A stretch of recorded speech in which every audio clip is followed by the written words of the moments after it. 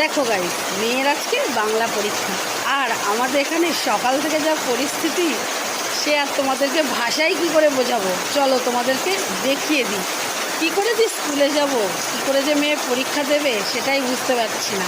দেখো তোমাদেরকে দেখো সকাল থেকে কী হারে বৃষ্টি শুরু হয়েছে।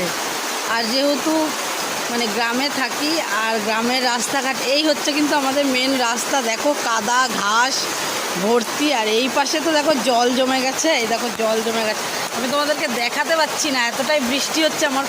দেখো চারিদিকে জলে জলময়, আর মাঠগুলো দেখেছো একদম সাদা হয়ে গেছে। এত বৃষ্টি পড়ছে, দূরের মাঠগুলো অস্পষ্ট, পরিষ্কার দেখা যাচ্ছে না।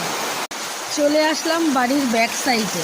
তো দেখো চাষের জমিগুলো একদম জলমগ্ন হয়ে গেছে, আর এই পাশে অনেক বাড়ি আছে। রাস্তা কিন্তু এই যে কচু গাছ দেখছে তার পাশেই, তো তাদেরও খুব কষ্ট হয়। আর প্রত্যেক বছর বর্ষাকালটা আমরা এরকম কষ্টে উপভোগ করি, উপভোগই বলবো, কারণ কষ্টটাও কিন্তু উপভোগ করারই মতো। আর গুড মর্নিংটা গুড হলো না, কি করে গুড মর্নিংটা গুড হবে? মেয়ের পরীক্ষা, আর এইরকম মুষলধারে বৃষ্টি হলে তো 2 ঘন্টা ধরে একইভাবে বৃষ্টি হচ্ছে, জানি না কীভাবে স্কুলে যাব।